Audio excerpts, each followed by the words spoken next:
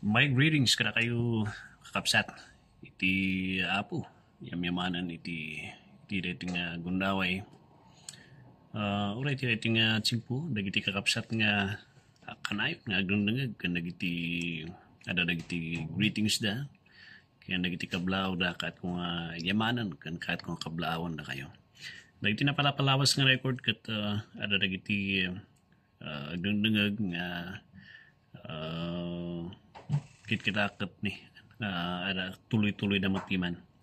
Danang ko ti kablaw kada kayo kakapsat ni kapsat nga Roberto nga Abasolo, ni kapsat nga Kathy Padilla, ni kapsat nga Caroline de la Cruz, ni Julia Cadena, Donna Sibatan, kapsat nga Christy Inlubang, Ayesha, ni Sir nga George Lusadan. Ayan. Katapos ni Victoria Tidong, Lem Arzon, kapsat nga Norma Bulan Pamitan Gamad. Kaya ni Pastor nga Roger Wallace Inway, kanayon, piman matete nga kapsat. Kadwa-kadwa nga worker, so da iti kasla nga senior iti trabaho, iti apo, and kat kung ay danon ti kablaw kada kayo pastor. And hindi pang pamilya yun, ni kapsat nga Marilu Banglot, ni kapsat nga Evelyn de la Cruz, ni Delia Uyaw Rivera Aniban, ken Marcela Milo Gama, and dagiti da dumapay nga nga kakapsat tayo nga tuloy matpiman ti panagdengdengag da. Ako siguro na mention da dagiti nagnagan yun ng kat kung ay danon ti kablaw ko kada Sir John Jan Nabuyi. Ayan. So my greetings kada kayo. And uray ni Sir nga dagiti kakapsat nga ni naganan tatay dagitoy Teresita Banyaga Sabit, ni Chari Pulmano, kapsat nga Julieta Ulipas Padua, ni Mother nga Joaquina Manaro, yan ni Mother, and ni kapsat nga Zosie Garcia, and kapsat nga Marlina D. Espayos, and ni kapsat nga Evelyn de la Cruz. Ayan. So my greetings kada kayo kakapsat, iti kanayon nga panagdengdengag yu, and for supporting the Tinga ministry.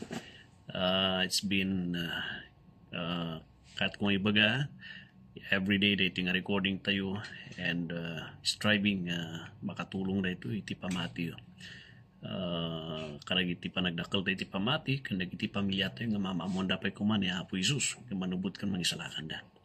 Today nalpas iti na held iti graduation dagiti kadete, and another set man dagiti soldado nga nayaban iti Apo nga nagturpos iti training da, and ada iti sumaruno panaka-destino, panaka-assign or further studies dagiti nga kadete iti plano da. Yet we thank the Lord nga the Lord had prepared next generation nga warriors to protect our land. And the Bible says, kunana iti Biblia, these are His ministers of righteousness. Ministro na iti kinalintag nga mga execute, mga ipakat iti nalintag nga nasyon. And no nabuyok dagiti leaders tayo, anyang iti mangyarin, mas pak iti may isang nasyon. So we thank the Lord. Iti dagiti nga nalpas manan nga batch, and hoping they will be firm iti sapatada nga agserbi iti nasyon tayo. Kaya kitaan tayo no iti panggap ti Apo no apay nga nabangon dagiti nga soldado. We'll just pray for dagiti nga soldado iti Apo. And ura iti Bible, and very interesting, kapusta ura na Apostol Pablo, every time nga maibalo di zona, usually maibalo di zona manunga bulan, manunga taon, and ada dagiti writings nga inusar iti Apo na Apostol Pablo nga to illustrate iti truths iti pamati, inusar na iti soldado, dagiti armor, just like the Ephesians chapter 6 concerning iti kunata yung the Christian armors.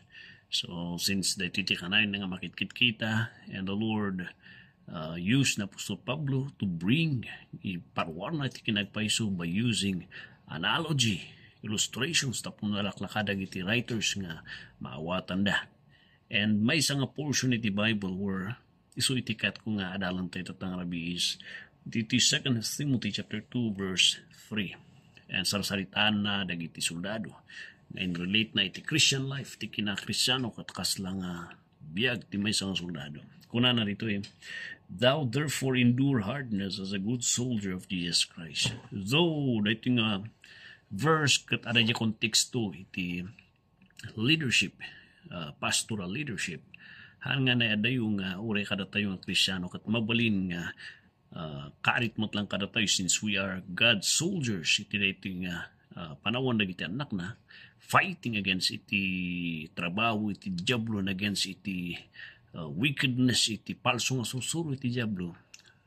It is a good encouragement to learn dito concerning iti may isang adaan iti soldado nga masapul adaan tayo nga soldado iti Dios. And the first nga makita tayo dito is the verse 3 is dito thou therefore endure hardness as a faithful soldier of Jesus Christ. Duwa lang timabaling nga pagtinagam whether you are a faithful, trusted, reliable nga soldado iti Dios or unfaithful. Sino dagiti good or faithful nga soldado iti Apo? Naisurat umuna. To be a faithful soldier iti Apo, masapul adaan ka iti endurance. Dahito iti banag nga haan nga maitad iti kunatayo nga maisangal daw. Han nga matinag dito nga galad. Mabalin nga ti may isang tao kat napuan isuna iti talento, laing nga awan ti endurance na. Endurance kat produkto reta iti padas kan ligat. Endurance kat reta iti produkto iti panangsango, panangarakop iti amin nga padas iti biyag. Nga insango iti hapo.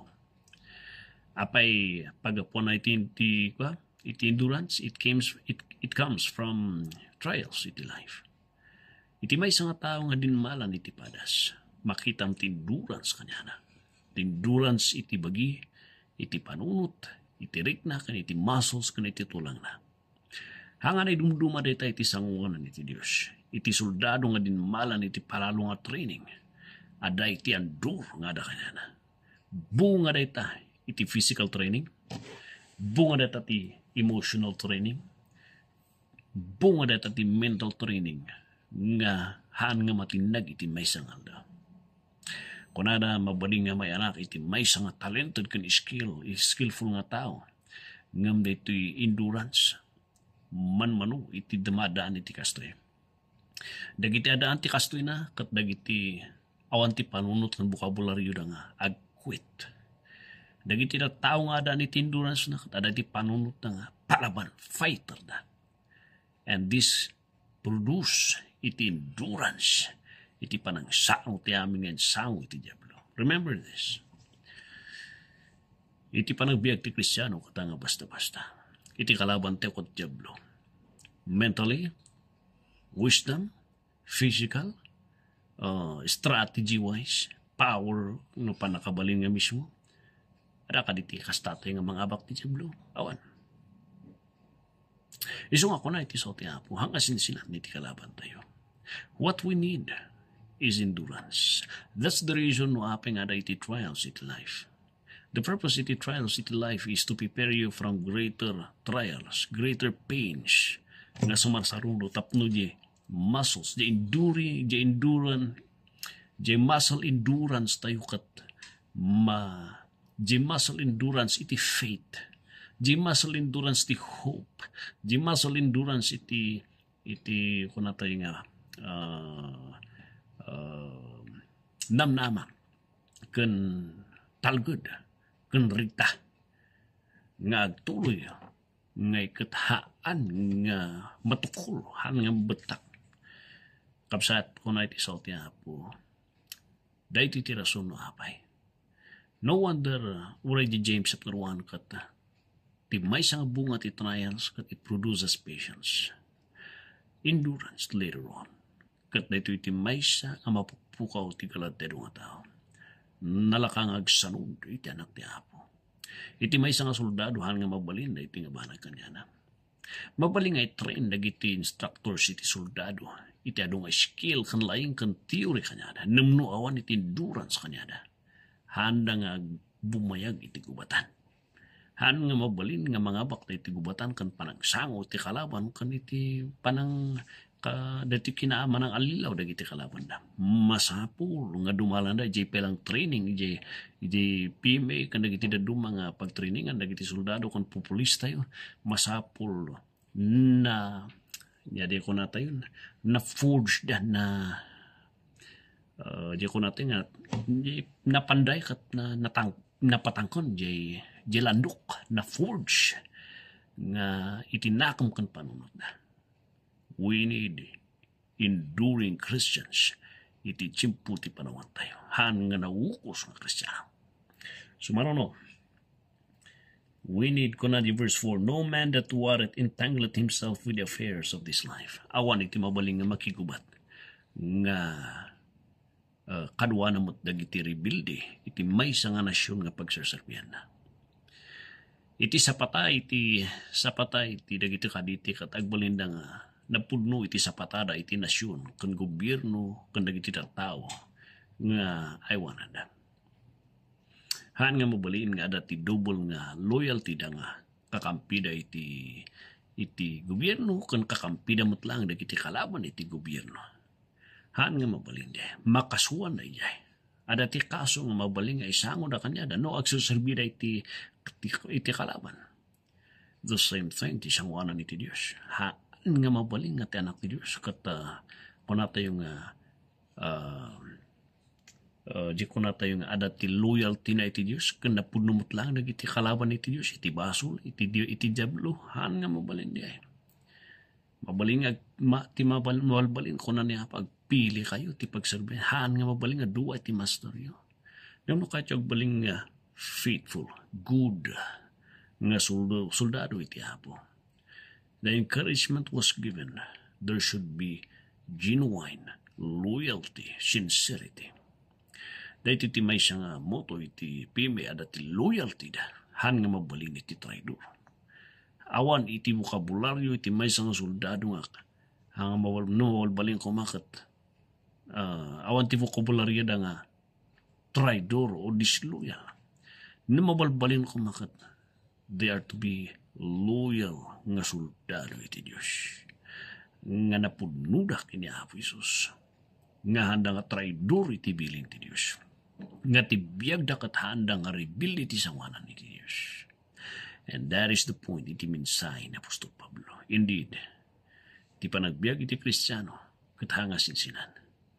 Masapul ti endurance to be a good soldier ti Diyos. We need an enduring character, enduring mind, enduring spirit, enduring faith and hope kan iti chimpo ti kapadasan ada di endurance kada tayo nga mangindudag iti panakaibabain, pananglaksid, panakidadanas kan masapul iti loyalty, sincere nga loyalty nga napasnak tayo iti nang isalakan kada tayo nga awan sa baling nga ni Yesu Kristo. Blessed na kakayan dahil iti minsay kada tayo. As our city diti Baguio, we celebrate with the kakailan tayo, dagiti kakapsat, dagiti barumanan nga nagturpos nga kaditi. Tata nga nalpas da ti training da, dagiti nga mensahero, ministro iti Apo, espada ti Diyos iti nasyon tayo nga nabangon da, binangon iti Diyos isuda nga mga iwan dagiti anak tayo. And hoping kada tayo mat nga Kristiyano, itatanga panawan tayo, nagbalin tayo nga napasnak ka na pudno nga soldado iti Diyos. Blessed evening and God bless ka kailan. Keep on.